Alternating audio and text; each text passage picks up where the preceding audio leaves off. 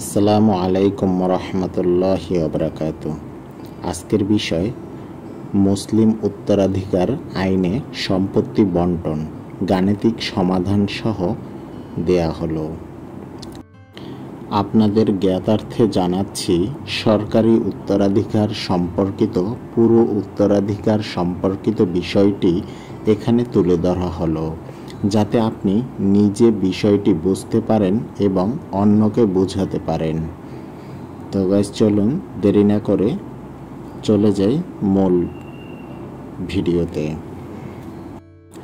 কোনো মুসলিম ব্যক্তির মৃত্যুর পর যদি তার সম্পত্তি থেকে থাকে, অর্থাৎ যদি তিনি কোনো সম্পত্তি রেখে মারা যান, তবে ওই সম্পত্তি তার উত্তরাধিকারদের মধ্যে মুসলিম উত্তরাধিকার আইন বা ফরায়েজ অনুসারে বন্টন করা হয়ে থাকে। এই ফরায়েজ আসলে পবিত্র কুরআনের নির্দেশ এবং আইন, তাই একে কোরআনিক আইনও বলা হয়ে থাকে। তবে এটা বলে রাখা ভালো যে মৌলিক কোরআনিক আইন ছাড়াও আরও কিছু আইনের সাহায্য আমাদের বর্তমান উত্তরাধিকার আইন পরিচালিত হয়। উত্তরাধিকার আইন নিয়ে আমাদের সমাজে অনেক ভুলভ্রান্তি আছে, যার ফলে দেখা যায় আমাদের বাপদাদার মৃত্যুর পর আমাদের কাছের আত্মীয় স্বজনদের মধ্যেই মামলা মোকদ্দমা শুরু হয়ে থাকে, সম্পর্কগুলো নষ্ট হয়ে যায়, যা থেকে বাঁচতে উত্তরাধিকার আইন জানার কোনো বিকল্প নেই। চলুন তাহলে মুসলিম উত্তরাধিকার আইন সম্পর্কে একটি স্পষ্ট ধারণা নিয়ে নেই। মৃত ব্যক্তির সম্পত্তি কিভাবে ভাগ করতে হয় সে সম্পর্কে জানব। কোনো ব্যক্তির মৃত্যুর পর হয়তো অনেকেই সম্পত্তি রেখে যান, কিন্তু এর মধ্যে সব উত্তরাধিকারী আসলে সমান অধিকার লাভ করেন না। স্বাভাবিকভাবে কাছের উত্তরাধিকার এবং বংশের মানুষ যেমন বেঁচে থাকলেও একটু বেশি কাছে থাকেন এবং সব সময় সাহায্য সহযোগিতা করেন, তেমনি মৃত্যুর পরও তার বিশেষ মর্যাদা পান। তাই ফরায়েজ আইন অনুসারে সম্পত্তিকে দুই ভাগে ভাগ করা হয়ে থাকে। সেই ভাগটা কিভাবে করব তা আমরা নিচে দেখাবো। তবে ফরায়েজের আগে অন্য কোনো দায় দাবি বা আদেশ নির্দেশ থাকলে তা পালন করতে হবে। বন্টনের আগে যেসব বিষয় দেখতে হবে। উত্তরাধিকারদের মধ্যে মুসলিম ফরায়েজ ও দেশের আইন মতে সম্পত্তি বন্টনের আগে দেখতে হবে যে মৃত ব্যক্তির সম্পত্তি নিয়ে কোনো দায় দাবি বা আদেশ নির্দেশ আছে কিনা। যদি থাকে সেগুলো আগে পরিশোধ করে দায়মুক্ত হতে হবে। যেমন সৎকারের খরচ। মৃত ব্যক্তির সৎকারে যেই খরচ হয় তা পরবর্তীতে মৃত ব্যক্তির সম্পত্তি থেকে প্রদান করতে হবে। কোনো পাওনা। মৃত ব্যক্তি কারো কাছ থেকে ধার করলে বা আইন অনুসারে বা আদালতের অর্ডারের মাধ্যমে কেউ তার কাছে কোনো টাকা পেলে তা প্রদান করতে হবে। দেনমোহর। স্ত্রীর দেনমোহর বাকি থাকলে তা পরিশোধ করতে হবে। দান বা হেবা। মৃত ব্যক্তির জীবদ্দশায় কোনো দান করে থাকলে তা প্রাপককে বুঝিয়ে দিতে হবে। ওসিয়ত বা উইল। মৃত ব্যক্তি যদি কোনো ওসিয়ত বা উইল করে থাকেন, তবে তার ইচ্ছা অনুযায়ী সেই ওসিয়তের সম্পাদন করতে হবে। তবে এই উইল সব দায় দেনা পরিশোধের পর 1/3 বেশি হতে পারবে না। উপরোক্ত সকল বিষয় সমাধান করার পর যে সম্পত্তি থাকে তা তার উত্তরাধিকারীদের মধ্যে আইন অনুসারে বন্টন হতে হবে। প্রধান দুটি ভাগ উত্তরাধিকারী। 1. প্রথমত, শেয়ারদের মধ্যে এবং পরবর্তী সম্পত্তি অবশিষ্ট থাকলে তা 2. রেসিডুয়ারি বা আশাবার প্রার্থীদের মধ্যে বন্টন করা হবে। তবে সম্পত্তি বন্টনের আগে সকল দেনা পাওনা স্ত্রীর দেনমোহর সহ পরিশোধ করতে হবে এবং মৃত ব্যক্তির সৎকার ও অন্যান্য কাজকর্মের খরচ ও তার ইচ্ছেপত্র অনুযায়ী উইল এবং দান অনুযায়ী সম্পত্তি বাদ দিতে হবে। যদি এসব তিনি করে থাকেন, তারপর যা থাকবে তা উত্তরাধিকারীদের মধ্যে বন্টন করা হবে। এখন প্রশ্ন আসতে পারে, এই শেয়ার কারা আর রেসিডুয়ারি বা কারা? আমরা যদি নিচের দিকে পড়তে থাকি তবে সহজেই এর উত্তর পাব। নিম্নে খুবই সংক্ষিপ্ত আকারে মুসলিম আইনে সম্পত্তি বন্টন প্রক্রিয়া ভাগ ও প্রয়োগ সহ বর্ণিত করা হলো। অংশীদার বা শেয়ার। প্রথমত 12 জনকে অংশীদার বা শেয়ার হিসাবে চিহ্নিত করা হয়েছে। এরা হলেন মৃত ব্যক্তির স্বামী স্ত্রী, বাবা মা, দাদা দাদি, বোন, কন্যা, পুত্রের কন্যা, বৈমাত্রের বোন ও বৈপিত্রেয় ভাই এবং বৈপিত্রেয় বোন। নিম্নে তাদের প্রত্যেকের সম্পত্তির পরিমাণ এবং কোন অবস্থায় কেমন কতটুকু পাবেন ও তার ব্যতিক্রম সহকারে উল্লেখ করা হলো। স্বামী: যখন কোনো বিবাহিত স্ত্রীলোক মারা যাবেন এবং তার কোনো সন্তান থাকবে না কিংবা তার ছেলের কোনো সন্তান থাকবে না, তখন ওই স্ত্রীলোকের স্বামী মোট সম্পত্তির 1/2 অংশ পাবেন। কিন্তু যখন তার কোনো সন্তান থাকবে কিংবা তার ছেলের কোনো সন্তান থাকবে, তখন স্বামী 1/4 অংশ পাবে। 2. স্ত্রী যখন কোনো বিবাহিত পুরুষ মারা যাবেন এবং তার কোনো সন্তান থাকবে না কিংবা তার ছেলের কোনো সন্তান থাকবে না, তখন ওই লোকের স্ত্রী মোট সম্পত্তির 1/4 অংশ পাবেন। কিন্তু যখন কোনো সন্তান থাকবে কিংবা ছেলের কোনো সন্তান থাকবে, তখন স্ত্রী 8/1 অংশ পাবেন। যদি ওই লোকের একাধিক স্ত্রী থাকে, তখন তারা এক স্ত্রীর ন্যায় সম্পত্তি পাবে এবং তা নিজেদের মধ্যে সমান ভাগ করে নিবে। অর্থাৎ এক স্ত্রী হলে যে সম্পত্তি পাওয়ার কথা, একাধিক স্ত্রী হলেও তারা একই পরিমাণ সম্পত্তি পাবে এবং পরবর্তীতে ওই সম্পত্তি তাদের নিজেদের মধ্যে সমান ভাগ হবে। যেমন যদি মৃত ব্যক্তির সন্তান থাকে, তখন তার স্ত্রী 8/1 অংশ পাবে। এখন তার 2 জন স্ত্রী, তাহলে তারাও 8/1 অংশ সম্পত্তি পাবেন এবং তা নিজেদের মধ্যে সমান ভাগে ভাগ করে নিবে। অর্থাৎ 8/1কে 2 ভাগ করলে দাঁড়ায় 16/1। প্রত্যেক স্ত্রী 16/1 অংশ করে পাবেন। 3. পিতা: যখন মৃত ব্যক্তির কোনো সন্তান থাকবে কিংবা মৃত ব্যক্তির ছেলের কোনো সন্তান থাকবে, তখন মৃত ব্যক্তির পিতা মোট সম্পত্তির 6/1 অংশ পাবেন।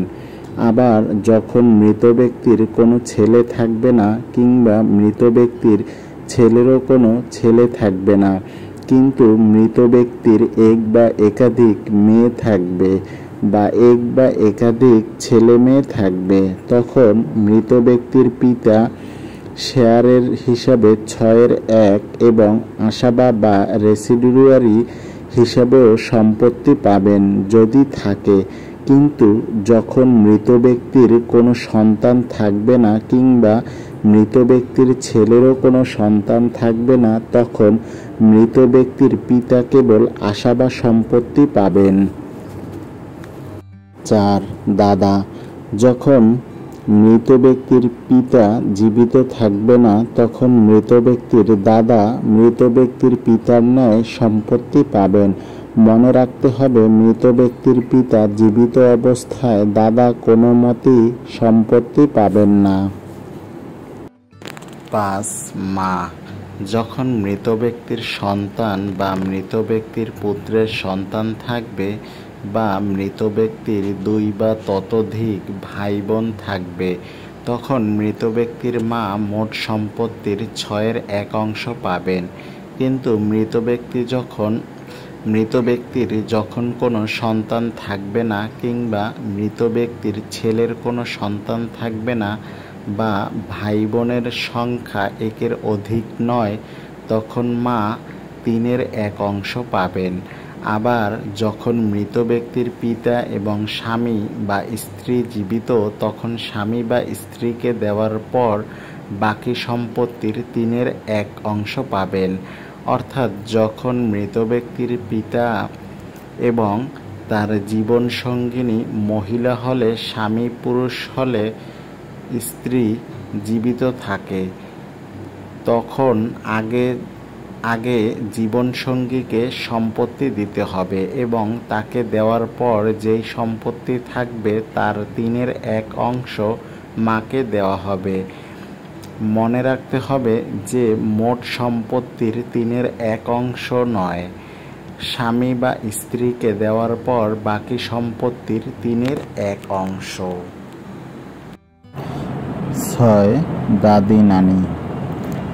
শেয়ারার হিসাবে মৃত ব্যক্তির দাদি মোট সম্পত্তির 6/1 পাবেন, কিন্তু শর্ত হচ্ছে মৃত ব্যক্তির মা অবশ্যই মৃত হতে হবে, মা জীবিত থাকলে পাবেন না।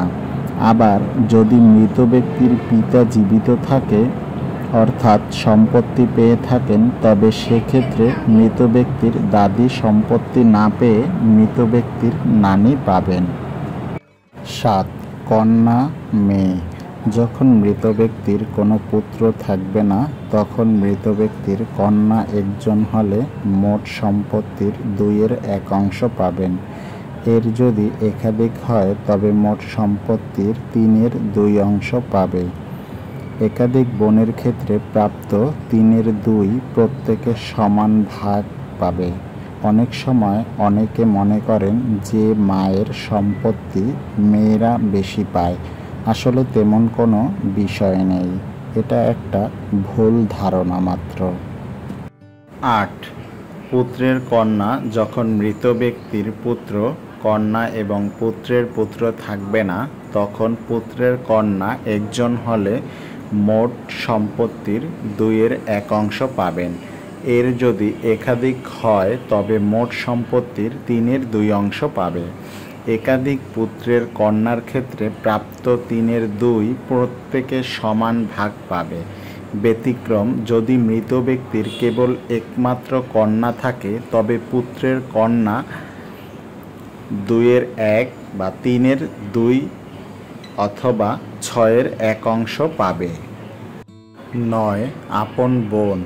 যখন মৃত ব্যক্তির পুত্র, কন্যা, পুত্রের পুত্র, পুত্রের কন্যা, আপন ভাই, পিতা কেউই থাকবে না, তখন আপন বোন শেয়ারার হিসাবে সম্পত্তি পাবে। আপন বোন একজন হলে মোট সম্পত্তির 2/1 পাবেন। এর যদি একাধিক হয় তবে মোট সম্পত্তির 3/2 পাবে। একাধিক আপন বোনের ক্ষেত্রে প্রাপ্ত 3/2 প্রত্যেকে সমান ভাগ পাবে। 10. বৈমাত্রেয় বোন। যখন মৃত ব্যক্তির পুত্র, কন্যা, পুত্রের পুত্র, পুত্রের কন্যা, আপন ভাই, আপন বোন, বৈমাত্রেয় ভাই, পিতা কেউই থাকবে না, তখন বৈমাত্রেয় বোন একজন হলে মোট সম্পত্তির 2/1 পাবেন। এর যদি একাধিক হয় তবে মোট সম্পত্তির 3/2 পাবে। একাধিক আপন বোনের ক্ষেত্রে প্রাপ্ত 3/2 প্রত্যেকে সমান ভাগ পাবে। ব্যতিক্রম, যদি কেবল একমাত্র আপন বোন থাকে তবে বৈমাত্রেয় বোন 3/2 বা 2/1 6/1 পাবে। 11. বৈপিত্রীয় ভাই। মৃত ব্যক্তির বৈপিত্রীয় ভাই ও শেয়ারার হিসাবে সম্পত্তি পাবে এবং তার পরিমাণ 6/1। তবে কন্ডিশন হচ্ছে পিতা থেকে উপরের পূর্বপুরুষ কেউই থাকবে না এবং সন্তান থেকে উত্তরসূরি কেউই থাকবে না। 12 বৈপিত্রেয় বোন। বৈপিত্রেয় বোন বৈপিত্রেয় ভাইয়ের ন্যায় সম্পত্তি পাবে, অর্থাৎ 6-এর 1 অংশ, এবং কন্ডিশন হচ্ছে পিতা থেকে উপরের পূর্বপুরুষ কেউই থাকবে না এবং সন্তান থেকে উত্তরসূরি কেউই থাকবে না। একজন মৃত ব্যক্তির সম্পত্তি তার শেয়ারারদের মধ্যে বণ্টন করার পর যে সম্পত্তি অবশিষ্ট থাকবে তা তার আশাবা লিস্টে যারা রয়েছে তাদের মধ্যে বণ্টন করা হবে। নিম্নে আশাবা লিস্ট দেওয়া হলো। আশাবা লিস্টকেও বংশধরের ভিত্তিতে 4টি ক্যাটাগরিতে ভাগ করা হয়েছে। ক্যাটাগরি 1, নিজের বংশধর পুত্র কন্যা, পুত্রের সন্তান থাকলে তারা, কন্যার সন্তান থাকলে তারা।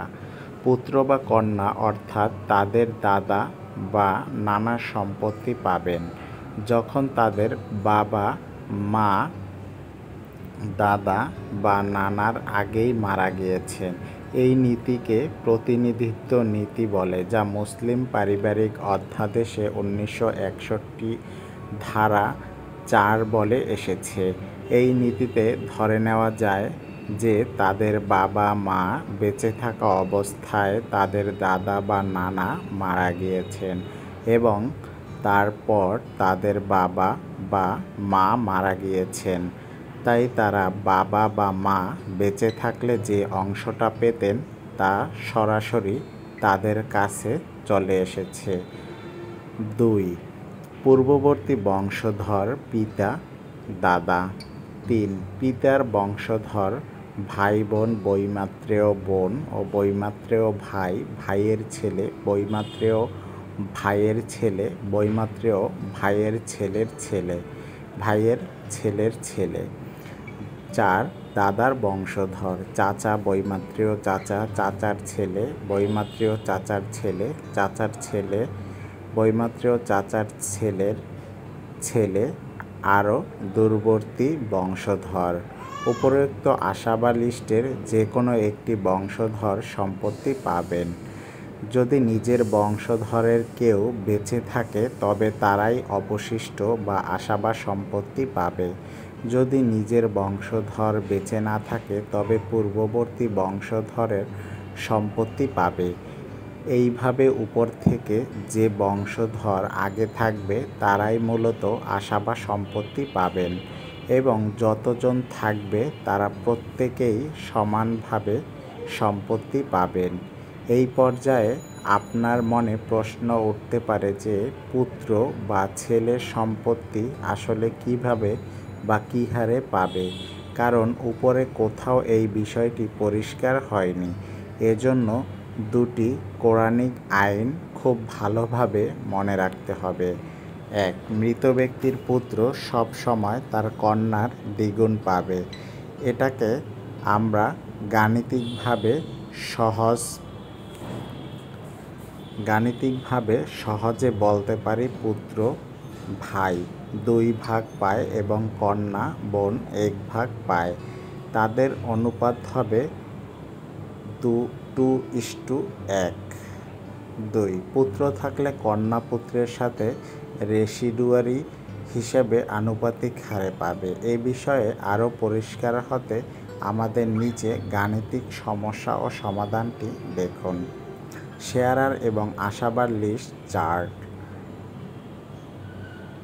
আপনাদের বোঝার সুবিধার্থে উপরোক্ত শেয়ার এবং আশাবার লিস্ট সমূহ নিম্নে চার্ট আকারে দেওয়া হলো। স্বামী 2-1, যখন কোনো সন্তান থাকবে না কিংবা ছেলের কোনো সন্তান থাকবে না। 4-1, যখন কোনো সন্তান থাকবে কিংবা ছেলের কোনো সন্তান থাকবে। স্ত্রী, যদি স্ত্রী 1-এর অধিক হয় তবে সকলে সমান ভাগ পাবে, প্রাপ্ত সম্পত্তি ভাগ হয়ে যাবে। 4-1, যখন কোনো সন্তান থাকবে না কিংবা ছেলের কোনো সন্তান থাকবে না। 8-1, যখন কোনো সন্তান থাকবে কিংবা ছেলের কোনো সন্তান থাকবে। পিতা 6-1 যখন কোনো সন্তান থাকবে কিংবা ছেলের কোনো সন্তান থাকবে।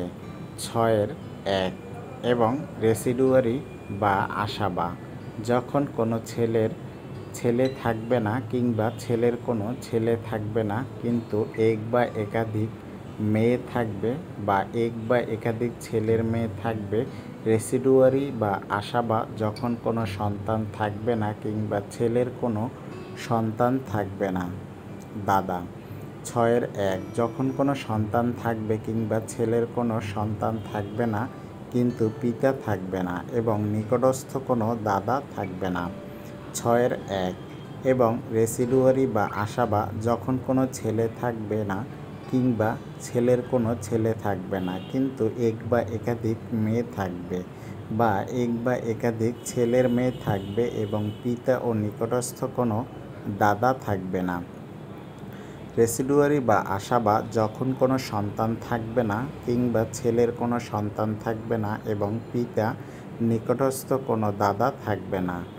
মা 6-1 যখন সন্তান বা পুত্রের সন্তান থাকবে বা 2 বা ততোধিক ভাই বোন থাকবে। 3-1 যখন কোনো সন্তান থাকবে না কিংবা ছেলের কোনো সন্তান থাকবে না বা ভাই বোনের সংখ্যা 1-এর অধিক নয়। স্বামী বা স্ত্রীকে দেওয়ার পর বাকি সম্পত্তির 3-1 যখন পিতা এবং স্বামী বা স্ত্রী জীবিত তখন স্বামী বা স্ত্রীকে দেওয়ার পর বাকি সম্পত্তির 3-1 পাবে। দাদি 6-1 মা থাকবে না। বৃদ্ধ যখন পিতা সম্পত্তি পাবে তখন দাদি সম্পত্তি পাবে না, তা চলে যাবে নানির কাছে। কন্যা একজন হলে 2-1 একাধিক হলে 3-2 প্রত্যেকে সমান ভাগ পাবে। পুত্র থাকলে কন্যা পুত্রের সাথে রেসিডুয়ারি হিসাবে আনুপাতিক হারে পাবে। পুত্র ইস্টু কন্যা 2:1 অনুপাতে পাবে। এই অনুপাতের সাথে পুত্র কন্যার সংখ্যা হিসাব করে অংশ বের করতে হবে। নিচে এ বিষয়ে দেখানো হলো। পুত্র থাকবে না। পুত্রের কন্যা একজন হলে 2-1 একাধিক হলে 3-2 প্রত্যেকে সমান ভাগ পাবে। পুত্র কন্যা এবং পুত্রের পুত্র থাকবে না। ব্যতিক্রম যদি কেবল একমাত্র কন্যা থাকে তবে পুত্রের কন্যা 3-2 বা 2-1 অথবা 6-1 অংশ পাবেন। আপন বোন একজন হলে 2-1 একাধিক হলে 3-2 প্রত্যেকে সমান ভাগ পাবে। পুত্র কন্যা পুত্রের পুত্র পুত্রের কন্যা আপন ভাই পিতা কেউই থাকবে না। বৈমাত্রেয় বোন একজন হলে 2-1 একাধিক হলে 3-2 প্রত্যেকে সমান ভাগ পাবে। পুত্র কন্যা পুত্রের পুত্র পুত্রের কন্যা আপন ভাই আপন বোন বৈমাত্রেয় ভাই পিতা কেউই থাকবে না। ব্যতিক্রম যদি কেবল একমাত্র আপন বোন থাকে তবে বৈমাত্রেয় বোন 3-2 অথবা 2-1 অথবা 6-1 অংশ পাবেন। বৈমাত্রেয় ভাই একজন হলে 6-1 একাধিক হলে 3-1 প্রত্যেকে সমান ভাগ পাবে। পিতা থেকে উপরে পূর্বপুরুষ কেউই থাকবে না এবং সন্তান থেকে উত্তরসূরি কেউই থাকবে না। বৈপিত্রীয় বোন একজন হলে 6-1 একাধিক হলে 3-1 প্রত্যেকে সমান ভাগ পাবে। পিতা থেকে উপরের পূর্বপুরুষ কেউই থাকবে না এবং সন্তান থেকে উত্তরসূরি কেউই থাকবে না। উপরোক্ত প্রত্যেকটি সম্পর্ককেই পিতা মা ভাই বোন স্বামী স্ত্রী মৃত্যু ব্যক্তির সম্পর্কিত উপরোক্ত শেয়ারের চার্ট অনুসারে সম্পত্তি বন্টনের পর অবশিষ্ট সম্পত্তি যদি থাকে তাকে রেসিডুয়ারি বা আশাবা সম্পত্তি বলে। রেসিডুয়ারি বা আশাবা সম্পত্তি নিম্নোক্ত লিস্ট অনুসারে বন্টন করা হবে। নিম্নে রেসিডুয়ারি বা আশাবার চার্ট উল্লেখ্য যারা কখনোই উত্তরাধিকার হতে বাদ যায় না। মুসলিম উত্তরাধিকার আইনে নিচের 6 জন যদি জীবিত থাকে তবে তার কোনো অবস্থাতেই উত্তরাধিকার হতে বাদ যায় না। যেমন পিতা মাতা স্বামী স্ত্রী ছেলে ও মেয়ে উত্তরাধিকারী হয়েও সম্পত্তি পাবে না। জেনে রাখা ভালো, কোনো উত্তরাধিকারীকে সাধারণত সম্পত্তি থেকে বঞ্চিত করা যায় না। যেমন ইসলাম ধর্মের ত্যায্য করা যায় না। কেউ মুখ করলেও তার আইনগত কোনো ভিত্তি নেই, তাই ত্যায্য করলেও সম্পত্তি পাবে। অন্যদিকে ইসলামে অ্যাডাপশন বা পালক পুত্র বলে। আইনগতভাবে কিছু নেই, তাই তেমন কেউ থেকে থাকলে সে স্বাভাবিকভাবে সম্পত্তি পাবে না, তাকে বিশেষভাবে উইল বা দান করতে হবে। কিন্তু কিছু ব্যতিক্রম আছে, যখন কেউ সম্পত্তি থেকে বঞ্চিত হতে পারেন। যেমন যদি তিনি মার কাছ থেকে সম্পত্তি পাবেন, তাকে খুন করেন কিংবা ইসলাম ধর্ম ত্যাগ করেন বা বিশেষ বিবাহ আইনে বিবাহ করেন। গাণিতিক সমস্যা ও সমাধান। মুসলিম উত্তরাধিকার হিসাবে অঙ্ক অনেক জটিল হতে পারে, তবে প্র্যাকটিক্যালি তা হয় না। তাই বোঝার স্বার্থে আমরা একটি সাধারণ হিসাব করি। সমস্যা: ধরি ক, একজন মুসলিম পুরুষ 1,00,000 টাকার সম্পত্তি রেখে মারা গেছেন। মৃত্যুর পূর্বে তিনি একজনকে 50,000 টাকা দান করেছেন, কিন্তু সেটা তার হাতে তুলে দিতে পারেননি। তার এক আত্মীয় 50,000 টাকা উইল করেছেন এবং তার স্ত্রী দেনমোহর 1,00,000 টাকা পরিশোধ না করেই তিনি মারা গেছে। অন্যদিকে আর মৃত্যুর পর তার সৎকার কর্মের তার পরিবার 50,000 টাকা খরচ করেছেন। ক, তার স্ত্রী 1 পুত্র 2 কন্যা রেখে মারা গিয়েছেন। এদের মধ্যে কিভাবে সম্পত্তি বণ্টন হবে? সমাধান: 1. প্রথমে সব দেনা পাওনা, উইল, দান এবং সৎকার খরচ বাদ দিতে হবে। অতএব মোট সম্পত্তি থেকে বাদ গিয়ে থাকে যেমন 10,00,000 টাকা মাইনাস এরপরে 50,000 প্লাস 50,000 প্লাস 50,000, তাহলে প্লাস 1,00,000। টোটাল 10,00,000 থেকে যদি 2,50,000 টাকা মাইনাস হয়, তাহলে 7,50,000 টাকা থাকবে।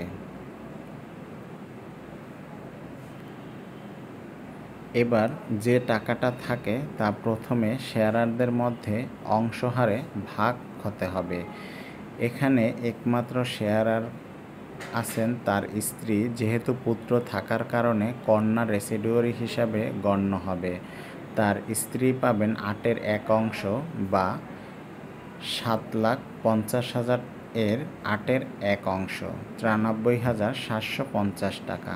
এখন বাদ বাকি অংশ রেসিডুয়ারিদের মধ্যে ভাগ হবে। যেখানে আছে 1 পুত্র এবং 2 কন্যা, সূত্রমতে পুত্রের অর্ধেক পাবে বোন। অতএব বলা যায় পুত্র কন্যা 2:1।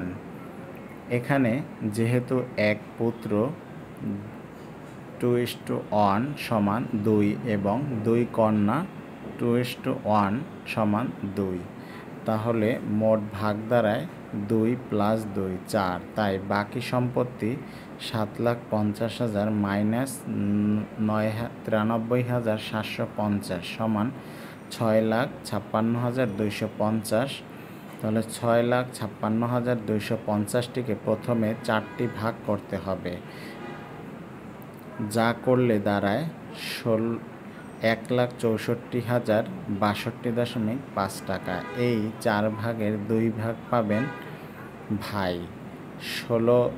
1,64,065.2 ইন্টু 2 সমান 3,28,125 টাকা পাবেন পুত্র ভাই, আর 2 বোন পাবেন ভাগ করে যথাক্রমে প্রথম বোন 1,65,065.2 এবং দ্বিতীয় বোন 1,64,065.2 টাকা। তো গাইস, আজ এ পর্যন্তই। তবে এই হিসাবে যদি কোনো ভুল ত্রুটি থাকে অবশ্যই সংশোধন করে নেবেন। আর আমি আপনাদের মাঝে যতটুকু সম্ভব তুলে ধরার চেষ্টা করেছি। যদি কেউ না বুঝেন অবশ্যই কমেন্ট বক্সে জানাবেন। আজ এ পর্যন্তই, দেখা হবে পরবর্তী অন্য কোনো ভিডিও নিয়ে অন্য কোনো সময়। সে পর্যন্ত সবাই ভালো থাকবেন, সুস্থ থাকবেন, আমাদের সাথেই থাকবেন। আসসালামু আলাইকুম ওয়া রাহমাতুল্লাহি ওয়া বারাকাতুহু। আল্লাহ হাফেজ।